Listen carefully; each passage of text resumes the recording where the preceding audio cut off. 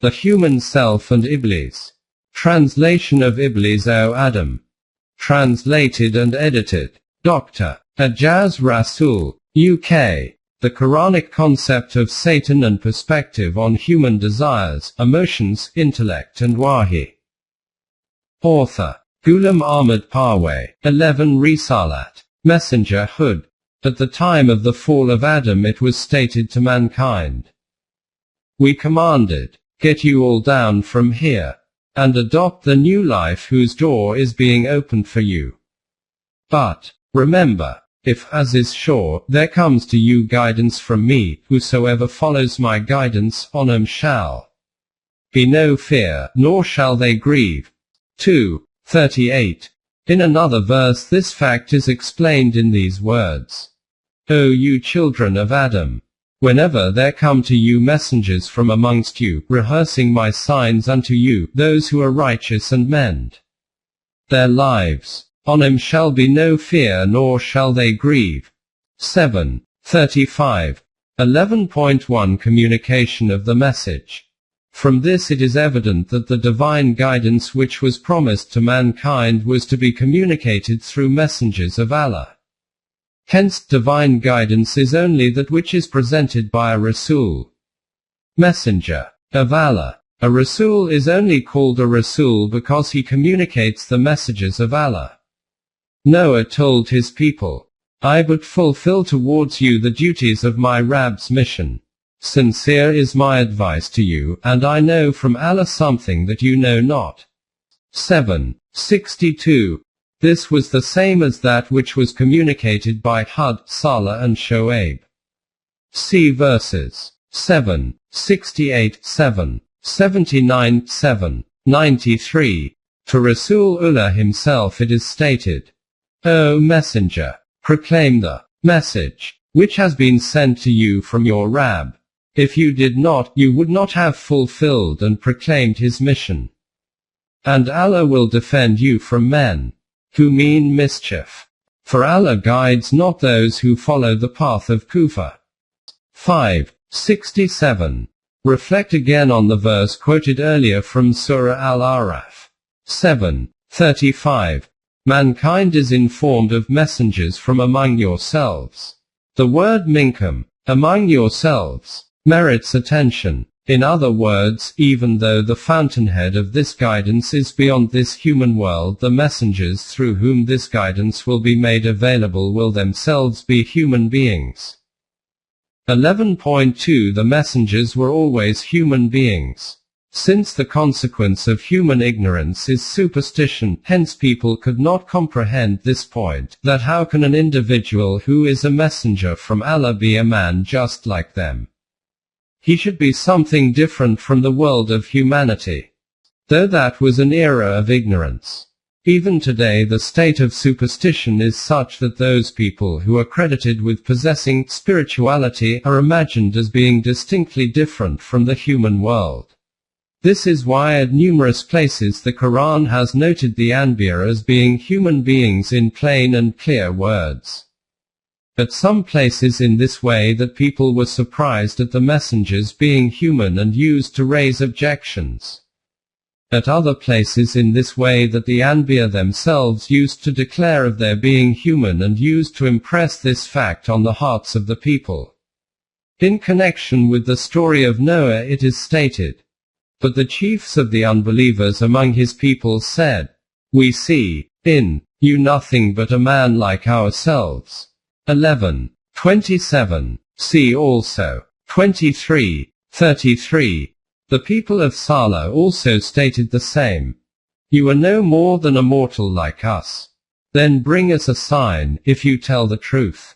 26:154. This is also what the people of Shoaib said. You are no more than a mortal like us, and indeed we think you are a liar. 26:186. When Moses and Aaron presented the divine invitation before Pharaoh and his people, they also raised this same objection. They said, shall we have Iman in two men like ourselves? And their people are subject to us. 23:47. This used to be the same objection about every messenger. That was because there came to them messengers with clear signs, but they said, "Shall mere human beings direct us?" So they rejected the message and turned away. But Allah can do without them, and Allah is free of all needs, worthy of all hamd. 64:6.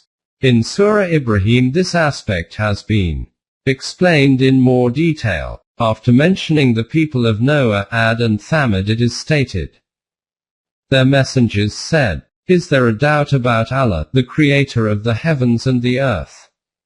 It is He who invites you, in order that He may provide means of protection from your destructive errors and give you respite for a term appointed."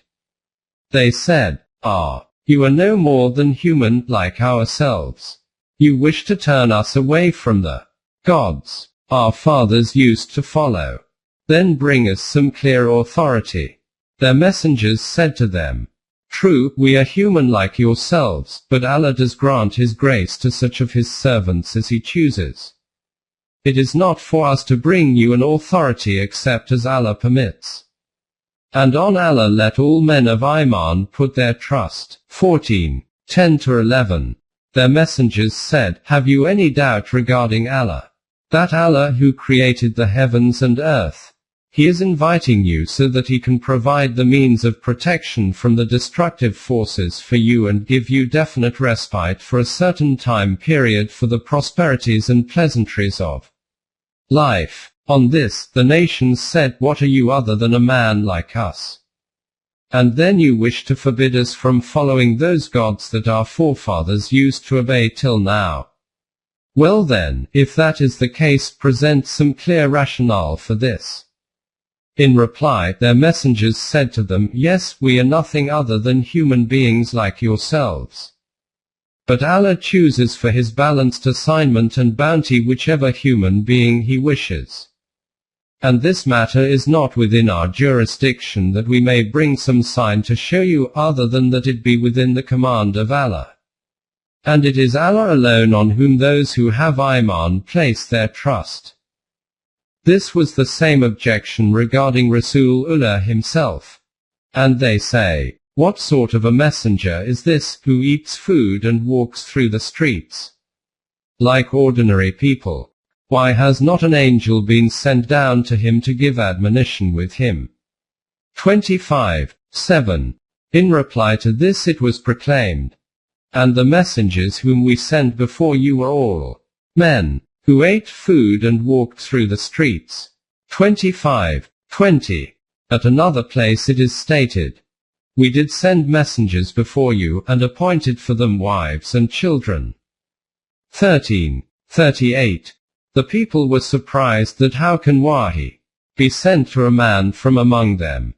Is it a matter of wonderment to men that we have sent our wahi to a man from among themselves, that he should warn mankind of the danger, and give the good news to Momineen that they have before their Rabb the lofty rank of truth?" 10:2. To whatever increased extent their surprise was, Rasulullah used to declare his being human with equal intensity and persistence. "Say, I am but a man like yourselves. But wahi has come to me, that your ilah is one Allah." 18:110. See also 41:6. Then this fact was also clarified that all the messengers were men. "And before you also the messengers we sent were but men to whom we granted wahi. If you, O rejectors of truth, realize this not, ask of those who possess the message, i.e., Jews and Christians." 16:43. See also 12:109-21. 7. O Messenger of Islam, however many were the number of messengers we sent before you, we sent them as men like you. We used to send wahi on them. It was never the case that angels from heaven or that goddesses descended. So, O rejectors of haqq, If you yourselves do not know this, then go and inquire of those people who have knowledge and understanding of the divine books, i.e. that the messengers of the Jews and Christians used to be men. 11.3 Why did it happen like this? Allah had the power so that radiant Malaika could have descended from the heavens before the eyes of the people and could have broadcasted the words of Wahi amidst the habitations and tribes, and nations and parties. But with such a supernatural technique of communication, the aim of righteous guidance and direction for human beings would have died. We have seen earlier that human choice and intent is man's biggest asset, and his power of intellect and consciousness is a great distinction of his. Through this pattern of communicating the message, man would have been compelled, willingly or unwillingly, to accept the guidance through fear and harassment, in which there would have been no role of his choice and intent, nor any use of intellect and reasoning. And in this way there would have been no difference remaining between human beings and the other things of the universe which are following fixed laws devoid of consciousness and choice, leaving aside the messengers as being superhuman. In view of this aim, it was not acceptable to the divine will that even the angel which brings the message should be brought before the people in a visible form.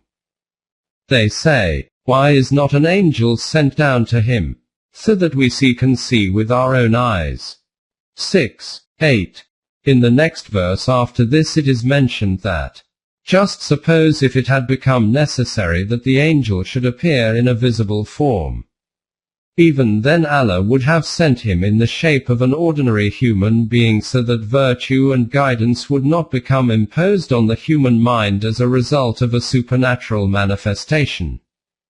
If we had made it an angel, we should have sent him as a man, and we should certainly have caused them confusion in a matter, because they would have again objected to their human form, which they have already covered with confusion." 6:9. If we had made some angel a messenger, then we would have made it appear as a man also, because it is against the divine law that Malaika should appear before men in a visible form. And the kinds of doubts which they are expressing now, they would have been plunged into similar doubts in that event, i.e. they would have said, "This looks just like a human being like us, not like an angel. Why have only human beings been selected for the duty of messengerhood?" The Quran has stated the second reason for this to be, what kept men back from Iman when guidance came to them, was nothing but this. They said, "Has Allah sent a man like us to be his messenger?" Say, if there were settled on earth angels walking about in peace and quiet, we should certainly have sent him down from the heavens an angel for a messenger. 17:94-95. In other words, since human beings inhabit the world, therefore their messengers should also be from among them. 11.4 Status of a messenger. From this an important aspect of the duty of Risalat is illuminated, i.e. the responsibility of the messenger is not only to pass on the message, like the responsibility of a postman is to deliver a letter. Instead, by shaping this divine teaching into a practical system of society, he presents its bright results and pleasant fruits as evidence of the truth of divine Wahi, and in this way, through practical evidence, demonstrates to people that this teaching is not impossible to act upon. You too need to take this forward in the shape of the same kind of system. Details of the various aspects of the status of Risalat and the different responsibilities of the messenger will be covered in a separate work. At this point the aim is only to explain this much, that the status of a messenger is not merely as an instrument of communication, in that, like a radio set receiving a message extracted from the airwaves from a broadcasting station, he, Allah forbid, passes it on to the listeners, and after that it remains only as a wooden box. Such a concept is evidence of an extreme lack of vision about the status of Risalat and the stature of Nubuwwat. The messenger firstly himself accepts Iman in this message which is sent down on him as Wahi. The messenger of Allah has Iman on that which has been revealed to him from his Rabb, as do the Mu'mineen. Each one of them has Iman in Allah. 285. And in this way, he becomes the very first Muslim devotee, i.e., the first member of this Jamaat which is about to come into existence after this, and which has to practically demonstrate this by following the divine laws. And I am commanded to be the first of those who bow to Allah in Islam. 39. 12. 11.5 The Messenger and Obedience of Wahi.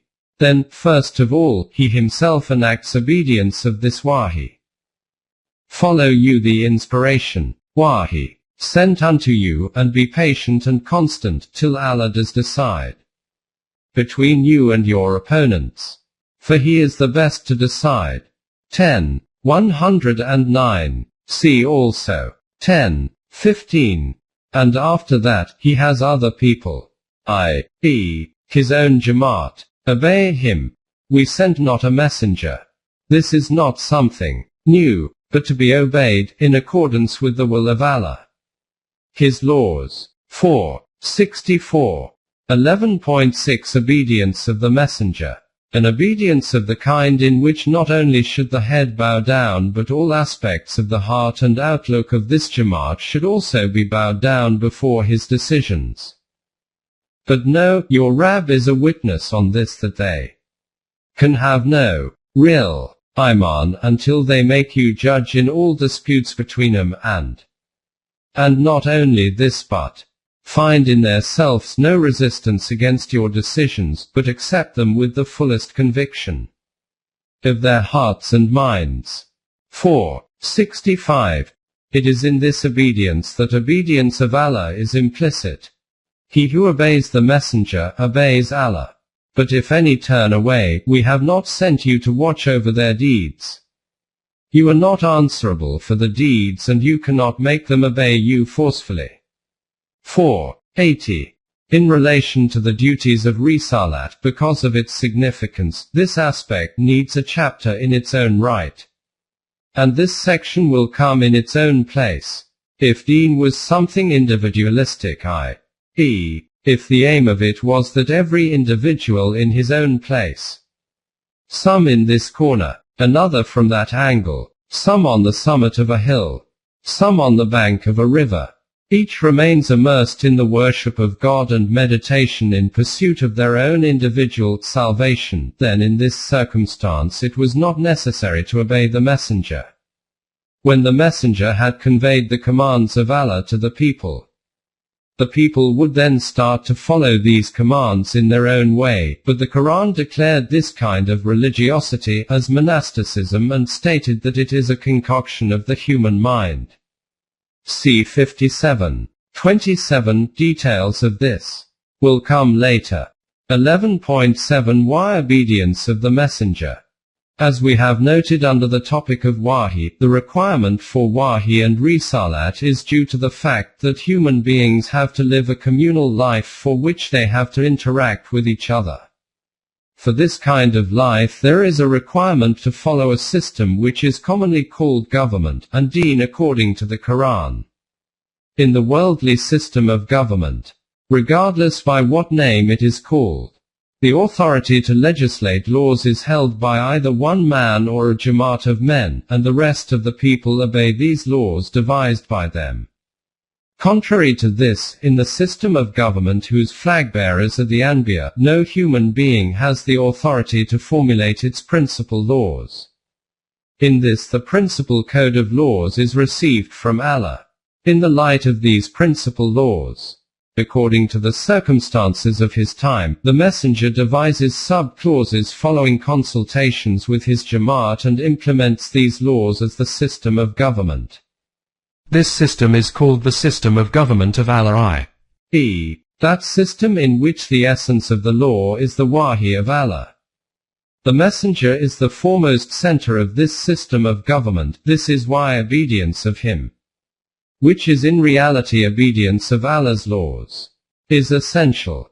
We sent aforetime our messengers with clear signs and sent down with them the book, code of laws, and the balance of right and wrong, that men may stand forth in justice.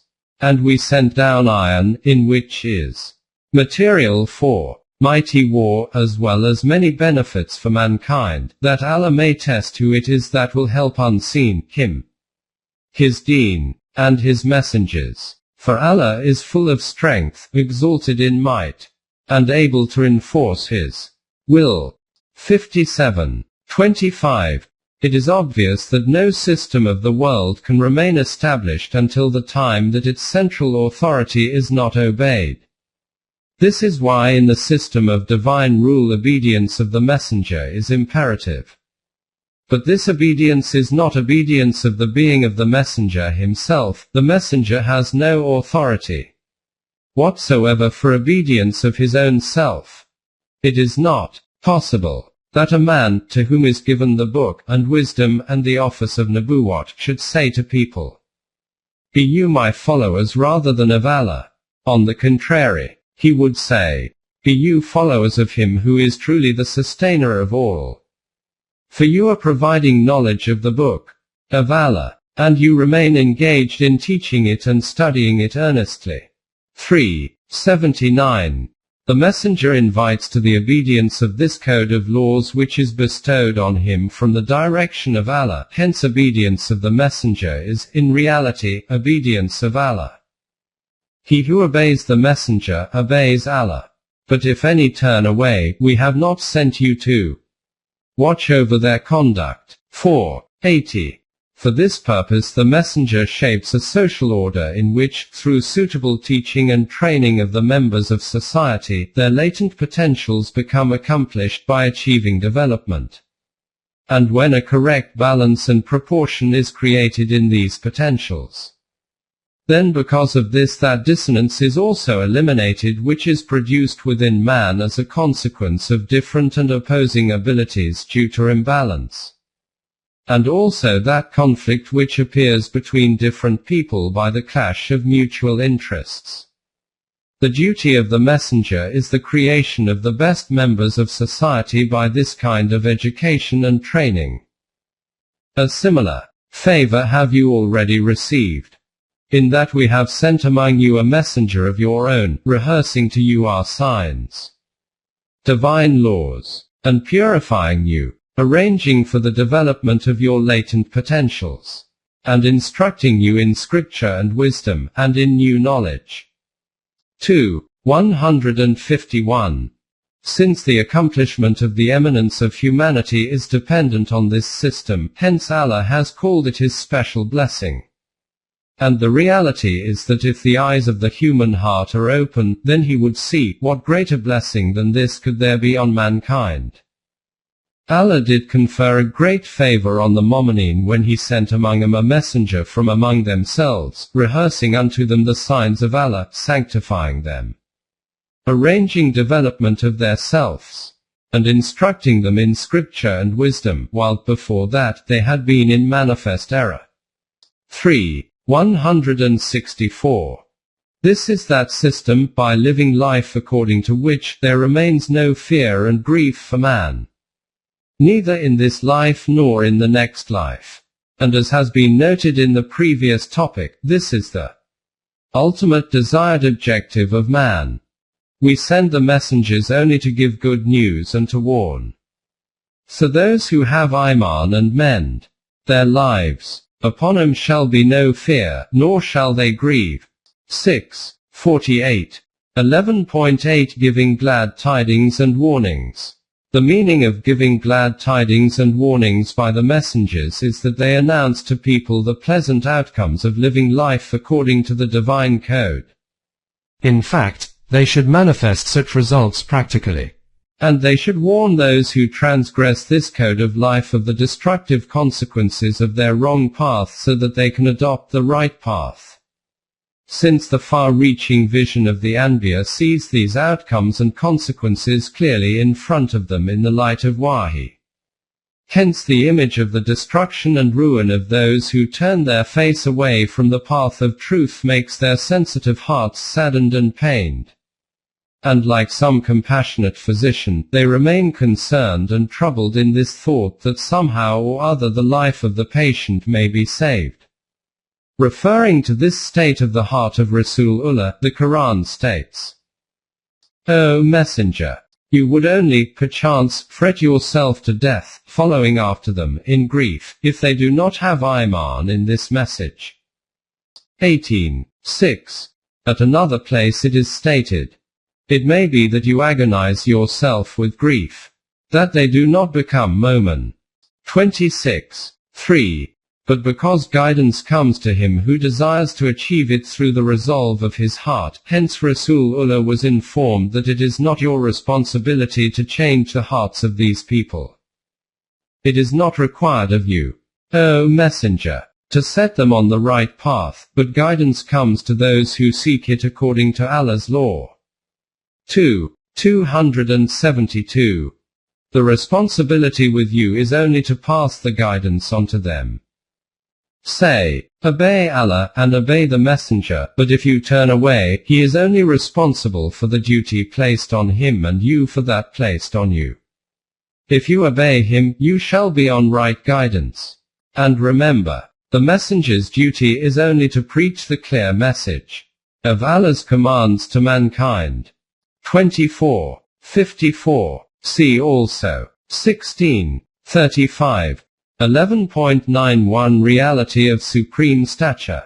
In connection with the process of guidance and righteousness, the Quran has presented such a fact which, if understood correctly, then all conflict and argument, differences and discord in the world of religions would end, and whatever bloodshed and strife are occurring in the name of religion would all transform into reformation and welfare.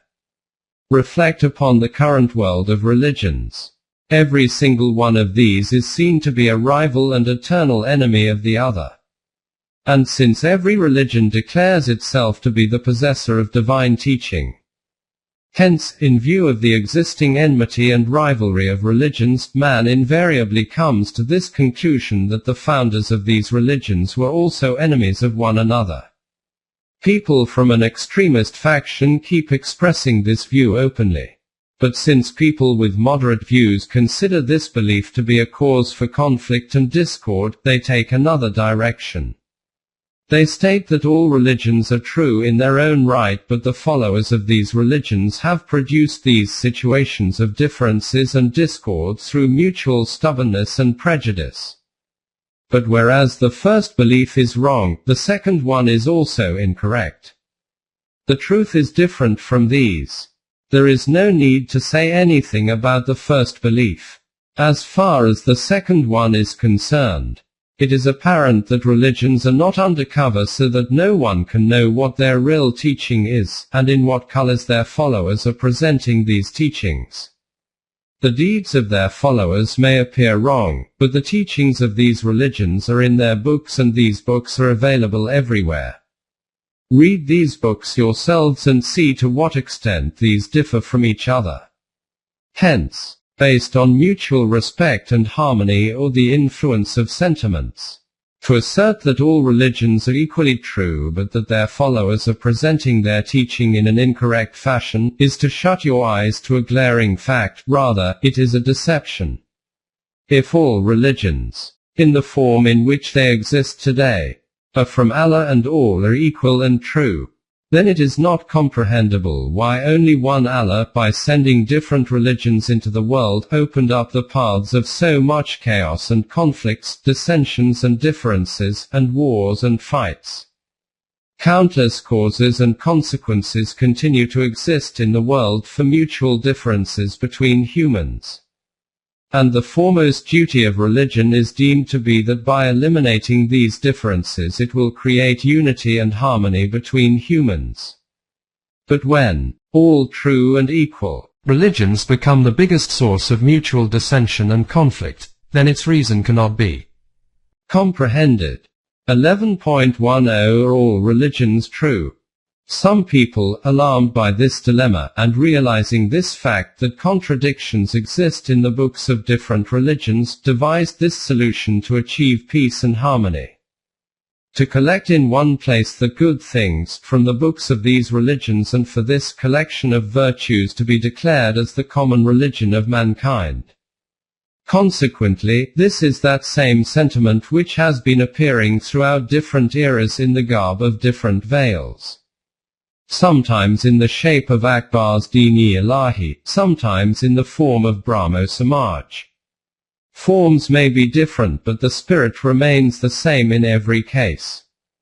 It is obvious that the basis of this motive is on this assumption that whatever the number of religious books there are in the world, there are good things in them as well as wrong ones. By collecting the good narratives in one place, the bad narratives should be left out. The meaning of this belief then is as if today there is no such religious book under the heavens which, being declared as being purely from Allah, its teaching could be made the religious curriculum. In other words, on the one hand it is our claim that Allah has taken responsibility for the guidance and direction of mankind. He had told the children of Adam that by following whatever guidance comes from him, it will lead to success and prosperity. And on the other hand, the situation in reality is as if Allah did not make any such arrangement that for the guidance of mankind there should exist among them such a book which can be adopted as the code of life. And now hapless man is compelled to resort to this option that wherever he finds good narratives, by collecting these he can devise a syllabus of life for himself. And then what is the criterion for good narratives?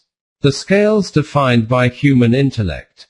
And we have seen in the topic on Wahi what the condition is of the human intellect. And if instead you say that the criterion for good and evil is not the human intellect but is the holy books of these religions, then this chaos will increase further as a result. For those who acknowledge the existing Torah to be a divine book, a tooth for a tooth and an eye for an eye is absolutely virtuous. Contrary to this, for those who accept biblical teaching as divine teaching, it is a virtue to turn the other cheek after being slapped on one cheek. You heard that it was said, eye for an eye and tooth for tooth. However, I say to you, do not resist him that is wicked. But whoever slaps you on your right cheek, turn the other also to him. And if a person wants to go to court with you and get possession of your inner garments, let your outer garments also go to him. And if someone under authority imprison you into service for a mile, go with him 2 miles. Matthew chapter 5, 38-41. Moving forward from this, it is written, you heard that it was said, you must love your neighbor and hate your enemy. However, I say to you, continue to love your enemies and pray for those persecuting you, that you may prove yourselves sons of your Father who is in heavens, since he makes his sun rise upon wicked people and good and makes it rain upon righteous people and unrighteous. Matthew chapter 5, 43-46. You heard that it was said, in the Torah, that same Torah which is itself part of the Bible. Here it is just presented as an example. Otherwise, if you study the assumed divine books of different religions, then this reality will become clear to you how many differences in principle there are in their teachings. And this is because, other than the Quran, there is not one such book among them about which it could be stated with definitiveness and certainty that it is precisely and accurately the same as that which was given to his followers by the recipient of this book. What the historical status is of these books and what kind of teaching is to be found in them is a subject in its own right which has been written about in detail in another book. At this moment in time bear in mind only this, that such contradictory and inconsistent teaching is found within these books from which no avenue can open for mutual compatibility and harmony. Hence, this belief is fundamentally wrong that the teaching of the books of these different religions should be declared as the criterion for good and evil. In this situation the same deed will be declared to be good according to one book and evil according to another book.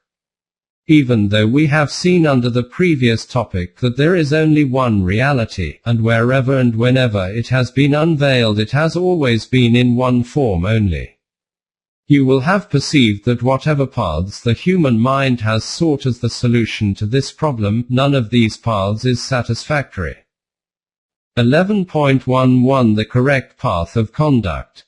Now let us see what the Quran says about this. Though the correct place for this discussion is under the topic of Islam. See my book What is Islam? Therefore, leaving aside lengthy details, at this juncture a summary of points will suffice.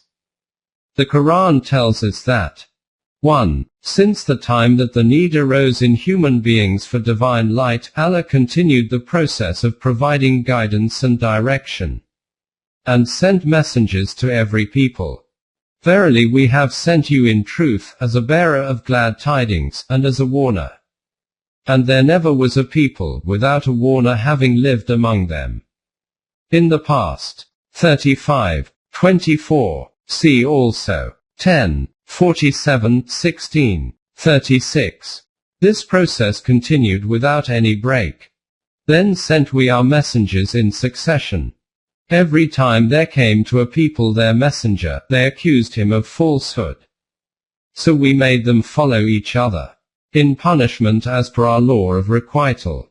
We made him as a tale that is told. So away with a people that will not have Iman in our laws. 23:44.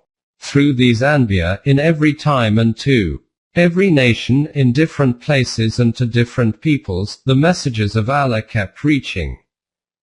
2. Since the source of these divine messages was only one, hence their reality and foundation always remained the same, i.e., obedience of the laws of the one Allah.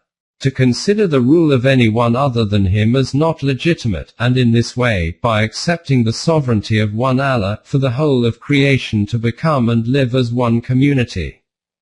This focal point of the teaching of Allah remained one from the beginning to the end. The same deen has he established for you as that which he enjoined on Noah, that which we have sent down by Wahi to you, and that which we enjoined on Abraham, Moses, and Jesus. Namely, that you should remain steadfast in deen, and make no divisions therein. To those who follow other things than Allah, hard is the way to which you call them. Allah chooses to himself those whom he pleases, and guides to himself those who turn to him. 42:13. This was the basis and reality of deen, but to bring this reality into action changes continued to take place in the sub-clauses according to the demands of the era in shaping of the practical system, i.e., collective ritualistic practices. 3. These messages would arrive and remain in their original form for a period of time. After that, these used to become destroyed either due to some natural disaster or would become distorted and tampered with through the hands of the people themselves or would become forgotten and ignored. As a result, after a while these messages would be renewed and reiterated. Similar kinds of messages, signs of Allah, were again sent down. Together with this there was also another reality. Mankind itself was passing through its own evolutionary stages, and there was also an expansion taking place in its demands and requirements. Therefore, according to the needs of every era, there was also an increase in the forming constituents of the divine system. In other words, through every messenger there would some reiteration of the forgotten or lost message from a previous messenger, and some changes and modifications would also take place in the sub-clauses. Though the reality and basis always remained the same. But this change and alteration always took it to a higher level, not towards decline and degradation. This is why at the time of each new messenger, where the command was given to have Iman in the previous messenger as being from Allah, it was also made compulsory to obey and follow this new messenger. This important reality is referred to in this verse of Surah Al-Baqarah. Our law has been this that. None of our revelations do we abrogate or cause to be forgotten, but we substitute something better or similar. Know you not that Allah has power over all things? 106. Hence, there is mention at numerous places in the Quran of the tampering and adulteration of previous books. In the world today there is no religion, other than Islam, which can prove this claim that the book in their possession which is considered as the divine scripture is word for word the same as that which its founder gave to them. This is a historical discussion in which beliefs have no role. This is why this claim of ours is also based on historical corroborations, and admissions of the followers of these religions also exist in its support. 4. This process of guidance and direction continued in this same way until the world emerged from its era of infancy and reached the age of adulthood and maturity. Now, according to the criterion of divine Mash'at, that time arrived when all the absolute facts which were previously communicated from time to time via the Anbiya to mankind, or those which had become completely lost or tampering and adulteration had occurred in them, were to be collected in their original form at one place. Then all these commands which were sent down on a temporary basis were to be replaced with such commands which can meet human requirements and demands in principle until the last day. By compiling all these facts to preserve this collection until the last day so that this can neither be destroyed through the hands of natural disasters and nor can any human interference be able to tamper with it. This compilation is called the Quran. Hence, after the final and complete edition of this code of Allah, this command was given that now obedience of this and only this is mandatory. Outside of this there is no other law implemented. Now if there is any deen, then it is this. If there is obedience, it is only of this.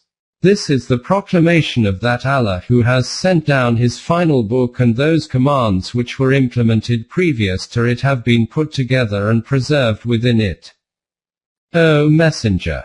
To you we sent the scripture in truth, confirming the truths revealed originally in those scriptures that came before it and including all within it, and guarding it in safety. So judge between them by what Allah has revealed, and follow not their vain desires, diverging from the truth that has come to you. 5:48. It can be said that, sir, this is the same thing again, that our deen is true and other deens are false, and this is the same claim that every follower of a religion makes. Then what is the difference between you and them? As we have noted above, the difference is that no other follower of a religion has the book that is in their possession preserved in its original form. And there are both internal and external evidences present about the Quran, which non-Muslim historians and researchers also acknowledge themselves, that it is word for word the same which Rasulullah gave to the world. In addition to this historical evidence, the other fact is that its teaching is exactly in line with human needs, and the world is bit by bit gradually returning to it after the failures of its experiences. Details have been given in the previous chapter. 5. This is that reality about the divine teaching, which the Quran has described and whose clear evidence is found in the pages of history. This is the reason that for any individual to be a Momin, where the Quran has put forward the precondition of having Iman on Rasulullah. Together with this there is also the stipulation that he should have Iman in this fact that all the previous Anbiya who came before Rasulullah were all from Allah and different rays of one light, gleaming pearls of one necklace only, drops of water of one steady stream, different individuals of one millet only. And verily this brotherhood of yours is a single brotherhood. And I am your Rabb, therefore follow the path of taqwa. 23:52. Having Iman on all of these Anbiya is the first prerequisite for being a Muslim. Say you, We have Iman in Allah, and the revelation given to us, and to Abraham, Ishmael, Isaac, Jacob, and the tribes, and that given to Moses and Jesus, and that given to all Anbiya from their Rabb. We make no difference between one and another of them. And we bow to Allah. In Islam. So if they have Iman as you have Iman, they are indeed on the right path. But if they turn back, it is they who are in schism. But Allah will suffice you as against them, and He is the all-hearing, the all-knowing. 2. 136 to 137. Such an Iman that no distinction is to be made about any one among them. To have Iman about each one of them that they were truthful messengers of Allah in their own times. 2. 285. Making a distinction among them is kufr. 4. 150. 6. But along with strictly forbidding from making any distinction between the messengers, it was also stated that from among these messengers some have a greater responsibility than others, i.e., with respect to their scope of preaching. 2. 253, 17. 55. In other words, with regard to the status of Risalat, there cannot be any kind of differentiation between any of these Anbiya. They were all messengers of Allah. But in their sphere of teaching and with respect to their domain of influence and implementation, some had a higher degree of responsibility than others. As we will see in later pages, some messengers were sent to a tribe. Their task was only its reformation. Hence the sphere of their message used to be limited to that tribe only. Others would be sent to a very large nation, and by confronting very great rebellious forces they used to declare haq as haq and battle as battle. And in this way there was a difference in their level of responsibility with respect to their sphere of teaching and education. According to this criterion, it is obvious that the messenger whose messengerhood is for the whole of mankind instead of being for a specific country or specific nation, specific Jamaat or specific group, and whose message is above and beyond the limitations and boundaries of time and space and is declared to be the code for human life until the Day of Judgment. How much the level of responsibility of this messenger will be higher than the other Anbiya, this was Muhammad. Peace be upon him, the last messenger of Allah, about whom it is stated, "Say, O men, I am sent unto you all, as the messenger of Allah, to whom belongs the dominion of the heavens and the earth. There is no God but He. It is He that gives both life and death. So have Iman in Allah and His messenger, the unlettered Nabi, who have Iman in Allah and His words. Follow him that, so, you may be guided." 7. 158. See also, 34. 28. A messenger for the whole of mankind. And we have sent you as a messenger to instruct mankind, and enough is Allah for a witness. 4. 79. Even for those among whom messengers had come before him. O people of the book, now has come unto you, making things clear unto you our messenger after the break-in. The series of our messengers, lest you should say, there came unto us no bringer of glad tidings and no warner. But now has come unto you a bringer of glad tidings and a warner, so that you have no excuse remaining. And Allah has power over all things. 5. 19. And also for those to whom no messenger had yet reached, in order that you may admonish a people whose fathers had received no admonition, and who therefore remain heedless of the signs of Allah. 36. 6. A messenger for the whole world and a messenger for all times, till the last day. It is He who has sent amongst the unlettered a messenger from among themselves, to rehearse to them His signs, to sanctify them, and to instruct them in scripture and wisdom, although they had been, before, in manifest error, as well as to confer all these benefits upon others of them, who have not already joined them. and he is exalted in might wise. 62, 2-3. After Rasulullah no other Nabi can come. Muhammad is not the father of any of your men, but he is the messenger of Allah and the seal of Anbiya, on whom Nubuwwat has been ended forever and ever. And Allah has full knowledge of all things. 33, 40. This is because having reached this point, the completion of Deen and the blessings of Allah have been fulfilled. This day I have completed your Deen on you, and completed my favor upon you, and have chosen for you Islam as your Deen. 5, 3. In this period of Nubuwwat I have completed your Deen for you, and fulfilled my favor on you. And in the status of Deen I have acknowledged for you the Deen of Islam.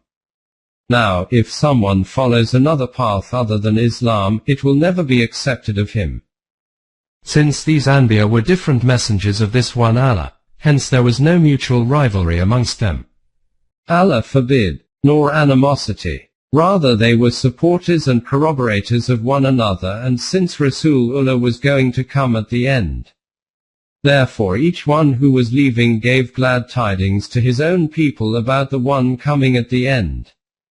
And before leaving used to emphasize this, that when the expected one arrives you should obey and follow him. This is the teaching of the Quran about the divine process of guidance and righteousness. Keep this teaching in mind and then reflect how all those aspects which have been mentioned at the start of this topic become solved one by one.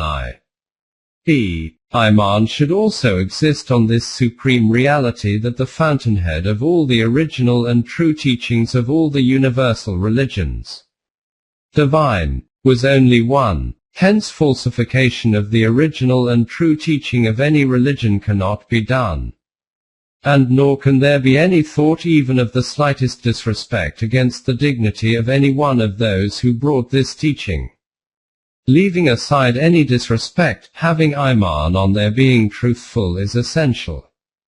Along with this reality also becomes clear why today there are so many differences in the teaching of different religions. And in the end this problem also becomes evident where the original and true teaching of all these religions can be found. This is in the teaching of the Quran.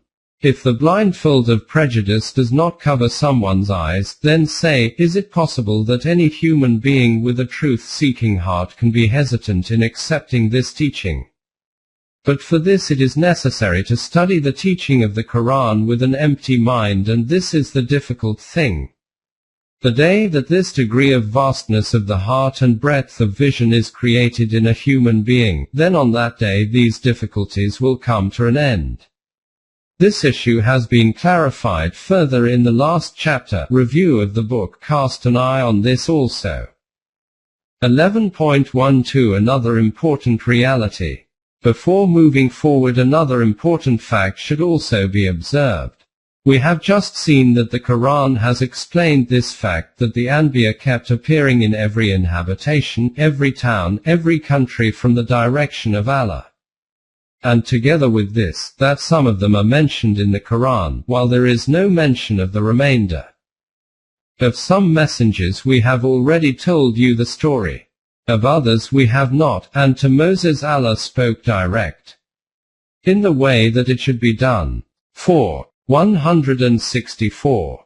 See also 78. But those messengers whose illustrious account is given in the Quran are all related to the Semitic people, or we can remark that they are messengers of the people inhabiting Arabia and its environs.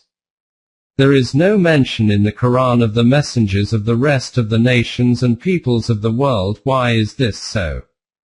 In order to arrive at this truth, it is necessary to keep one case in front of us. Whatever the number of branches of the human sciences may be, these can be divided into three important categories.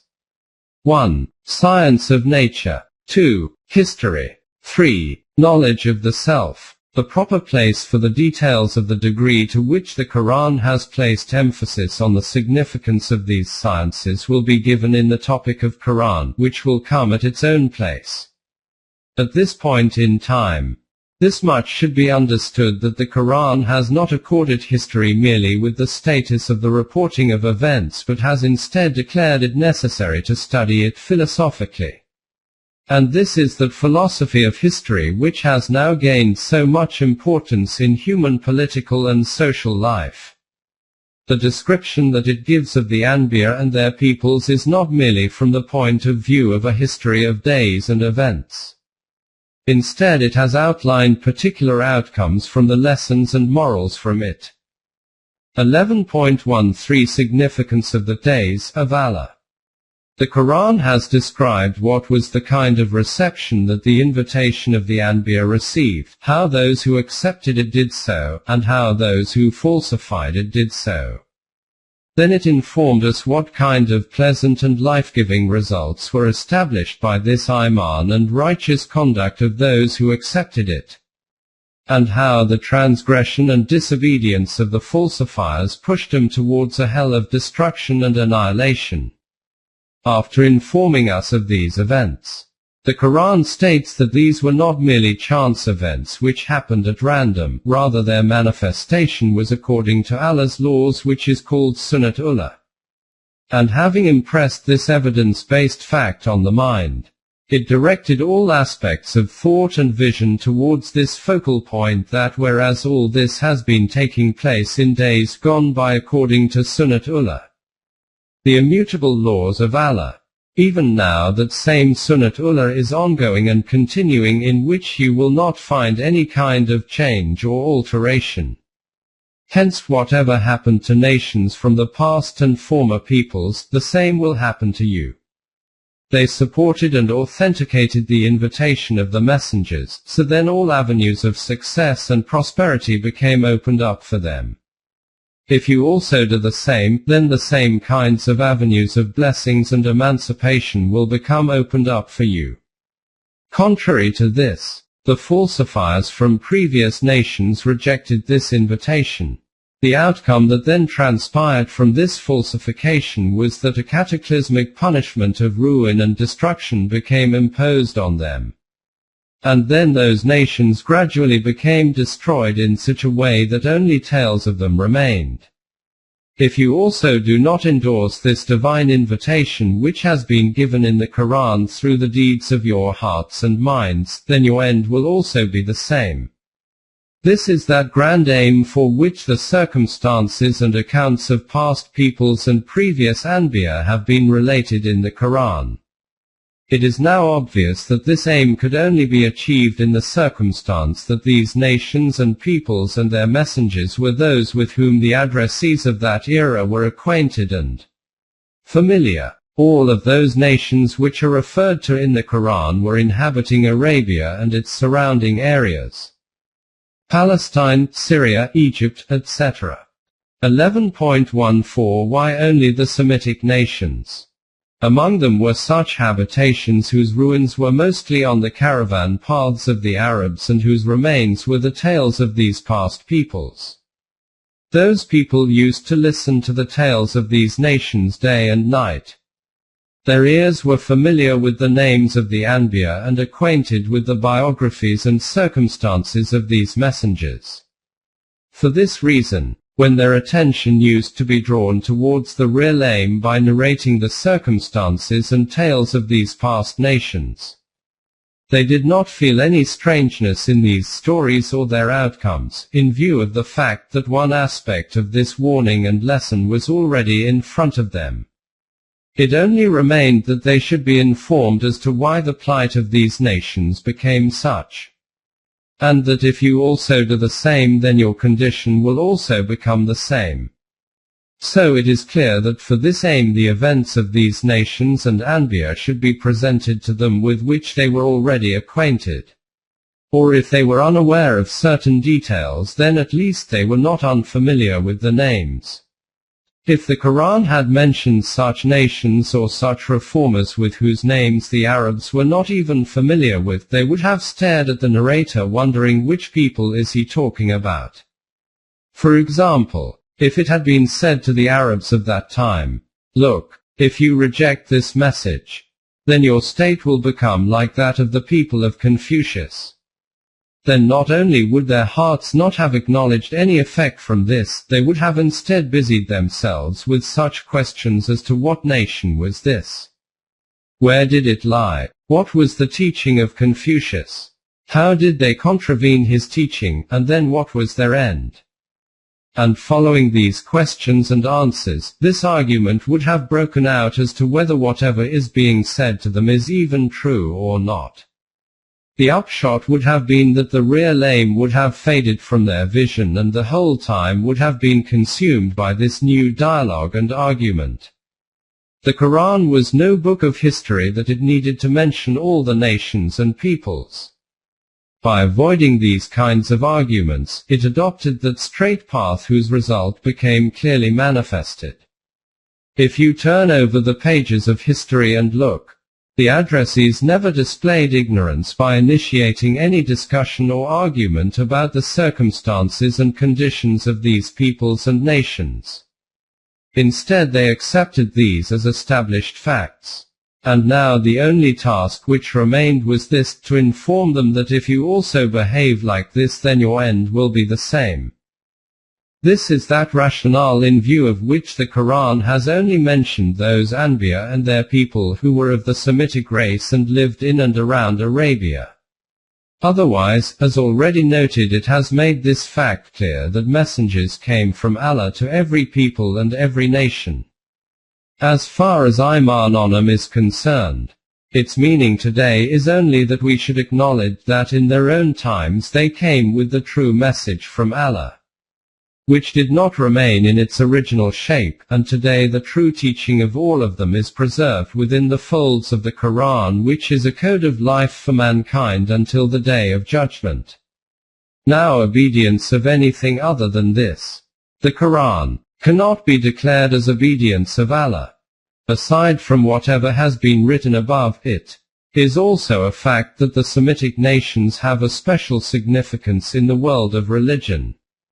The renowned historian Renan has written in his book titled Life of Jesus's, it is the Semitic race which has the glory of having made the religion of humanity far beyond the confines of history, resting under his tent free from the taint of a corrupted world. The Bedouin patriarch prepared the faith of mankind.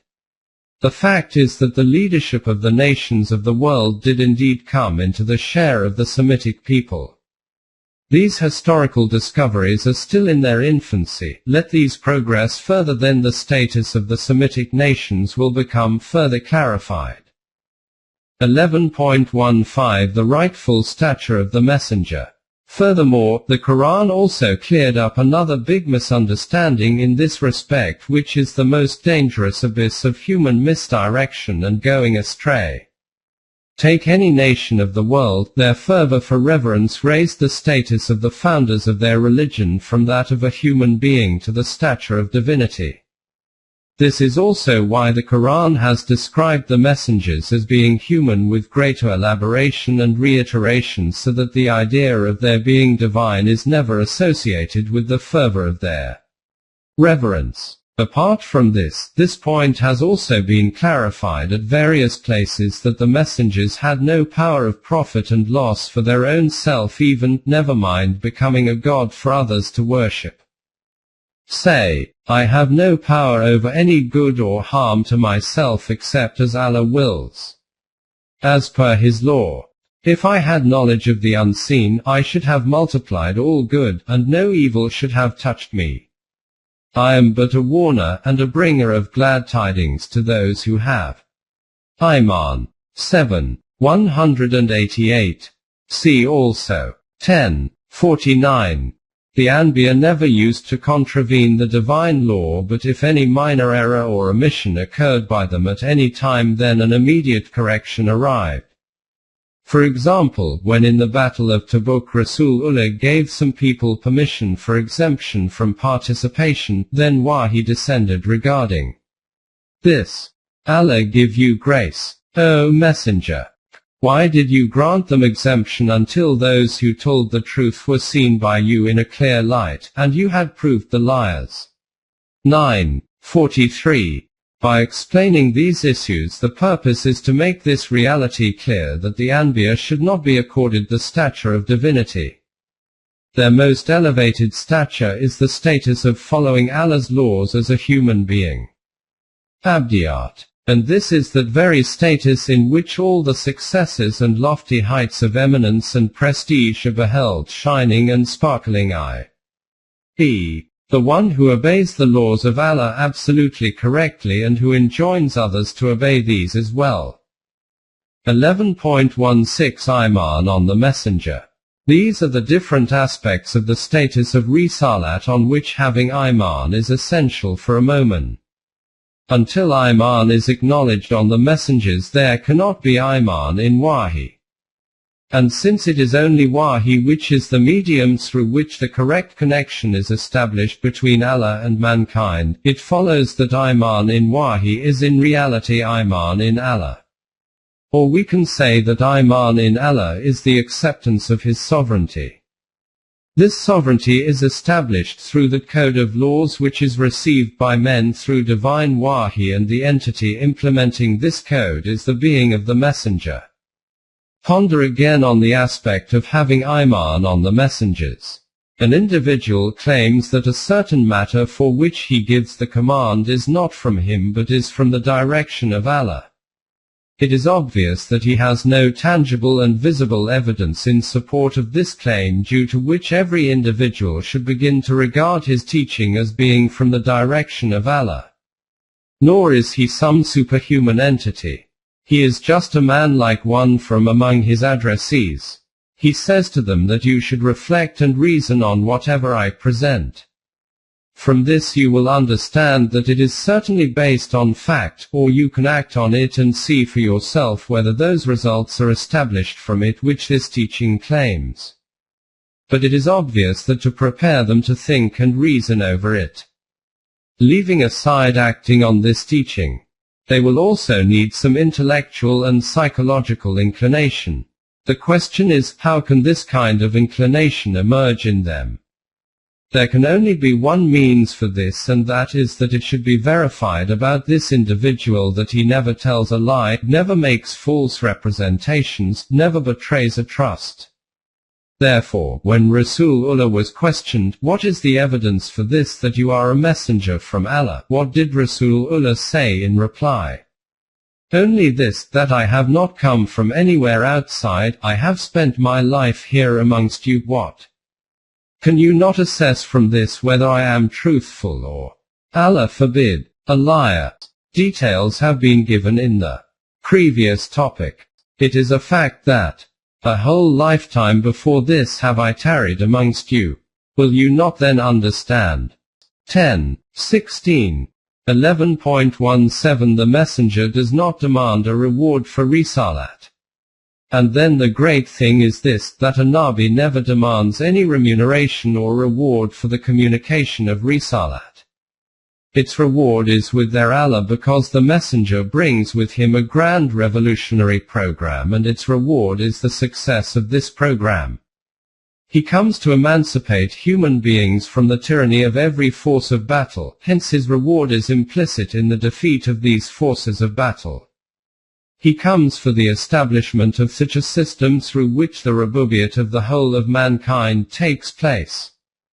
Thus the reward for his hard work, the return for his efforts and endeavors, is the establishment of this system. If the flag-bearer of a revolution becomes desirous of a reward, then this is self-interest, not revolution. This fact has been explained in these words. No reward do I ask of you for it. For the dissemination of Allah's commands. My reward is only from the Rabb of the worlds. 26, 109. This is why those people who have Iman in his risalat are not doing some kind of favor.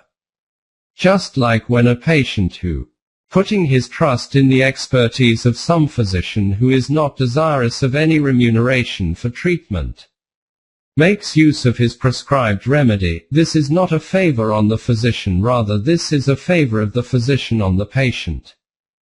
They impress on you as a favor that they have embraced Islam. Say, count not your Islam as a favor upon me. Nay, Allah has conferred a favor upon you that He has guided you to Iman, if you be true and sincere. 49:17. This is the reason that the Anbiya are a sign of rahmat for humanity. O Messenger, we sent you not but as a rahmat for the worlds. 21:107.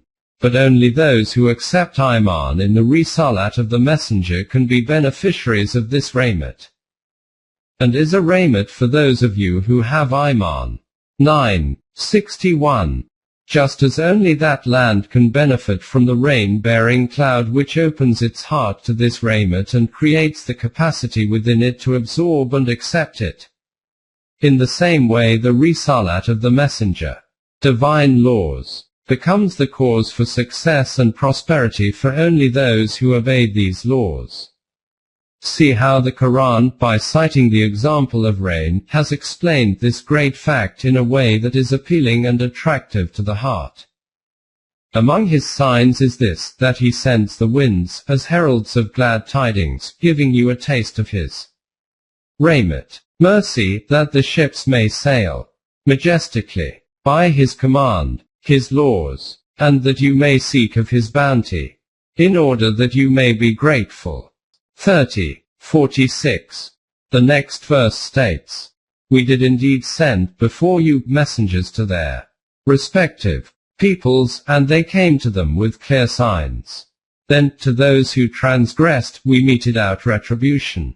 And it was due from us to aid those who are mu'mineen. 30:47. Then after that there is mention of rain and winds carrying the life-giving tidings. It is Allah who sends the winds, and they raise the clouds. Then does He spread them in the sky as He wills, and break them into fragments, until you see rain drops issue from the midst thereof. Then when He has made them reach such of His servants as He wills, behold, they do rejoice. Even though, before they received the rain, just before this, they were dumb with despair. Then contemplate, O man, closing parenthesis, the memorials of Allah's mercy, how He gives life to the earth after its death. Verily the same will give life to the men who are dead. For He has power over all things. And if we but send a wind from which they see their tilth turn yellow, ripen, behold, they become ungrateful. Kafir 30:48-51. In my other books a glowing narration of these same fragrance-laden winds and water-bearing clouds of these blessings of Allah will be a cause for joy for the heart and vision, due to which the garden of humanity of these happy souls blossomed. But the land which is barren remained the same. To the unjust it causes nothing but loss after loss. 17:82. 11.18 Rasul and Nabi. In the Quran the word Rasul and also the word Nabi has appeared for the messengers of Allah. The meaning of Rasul is a messenger, and the meaning of Nabi is that person who is standing at an elevated place. It is generally said that a Rasul is he who receives the book from Allah, and a Nabi is he who comes without a book. But this division is one created by human beings themselves. There is no authority to be found for this in the Quran. Contrary to this, it is evident from the Quran that Risalat and Nubuwat are two designations for one status only and are two sides of one and the same coin. Nubuwat means to receive wahi from the direction of Allah, and the meaning of Risalat is to communicate this wahi to others. It is obvious that wahi is only received for this purpose, that it can be passed on to other people in order that human society can be established in accordance with it. It follows that Nubuwat is meaningless without Risalat, and without Nubuwat, Risalat cannot even be conceived of. As to the one who does not receive wahi from Allah, what is he going to pass on to the people? By explaining Risalat together with Nubuwat, the Quran has revealed a great fact. It has stated that Nubuwat is not some individual experience whose connection is solely with the self of some particular individual. This individual is selected for the receipt of wahi so that he can pass this wahi of Allah on to others. Therefore, looking at it from this aspect, after Nubuwwat the actual duty of the messenger is Risalat.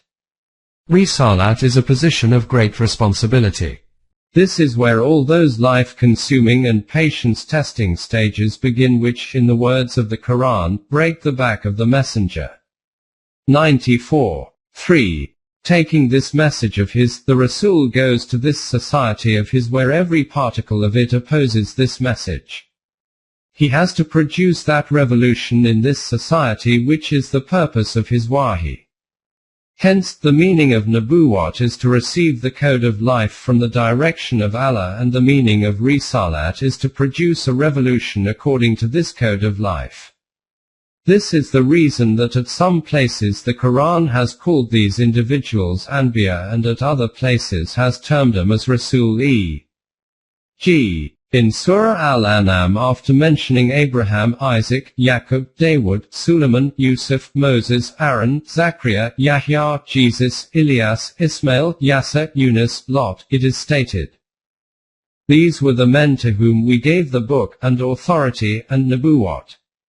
If these, the descendants, reject them, behold, we shall entrust their charge to a new people who reject them not."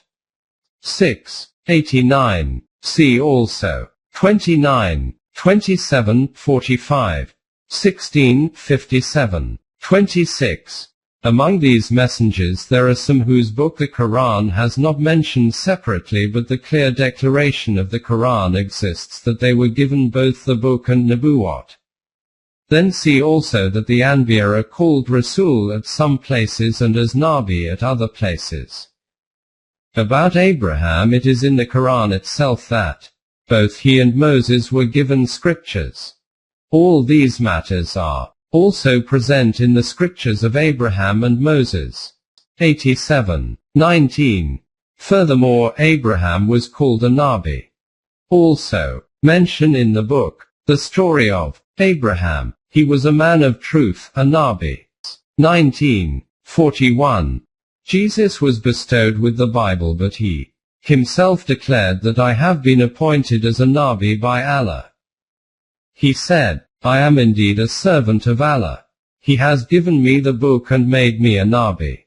19. 30. In another verse it is stated that Jesus was a Rasul. That they said, we killed Jesus the son of Maryam, the messenger of Allah, but they killed him not, nor crucified him, but so it was made to appear to them. 4. 157. In contrast to them, it is stated about Ismail, whose book is not mentioned separately, that he was a Rasul and a Nabi. Also mention in the book, the story of Ismail. He was strictly true to what he promised, and he was a Rasul and a Nabi. 19. 54. We have seen in verse 6, 89, of Surah Al-An'am quoted earlier that in relation to mention of the messengers it is stated that they were bestowed with the book and Nubuwwat. It is announced in Surah An-Nisa, we have sent you wahi, as we sent it to Noah and the messengers after him. We sent inspiration to Abraham, Ismail, Isaac, Yaqub and the tribes, to Jesus, Ayub, Yusuf, Yunus, Aaron, and Suleiman, and to Dawood we gave the Psalms. Of some messengers we have already told you the story. Of others we have not, and to Moses Allah spoke direct messengers who gave good news as well as warning that mankind, after the coming of the messengers, should have no plea against Allah. For Allah is exalted in power, wise. 4. 163 to 165. Here, these individuals have been termed as Rasul. According to the Quran, it is essential to have Iman in the Anbiya. This is one of the 5 constituents of Iman. It is stated in Surah Al-Baqarah, it is not righteousness that you turn your faces towards east or west, but it is righteousness to have Iman in Allah and the Last Day, and the Malaika, and the Book, and the Anbiya. 2. 177. And in the same surah, The messenger has iman in what has been revealed to him from his Rabb, as do the mu'mineen. Each one of them has iman in Allah, his malaika, his books, and his messengers. We make no distinction, they say, between one and another of his messengers. And they say, we hear, and we obey. We seek your protection, our Rabb, and to you is the end of all matters. And to your law is indeed our return. 285. See also 384. In other words, at one place it is Anbiya and at another place Rusul. Similarly, where it is stated that some Rusul have been given a higher responsibility than others, at one place they are called Rusul and at another place Anbiya. In Surah Al-Baqarah it is stated, these are our messengers whom we endowed with responsibility, some above others. 253. And in Surah Bani Israel it is stated, we did bestow on some Anbiya more responsibility than on others. And we gave to Dawood the Psalms. 17:55.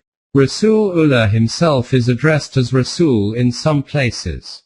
O Messenger, proclaim the message which has been sent to you from your Rabb.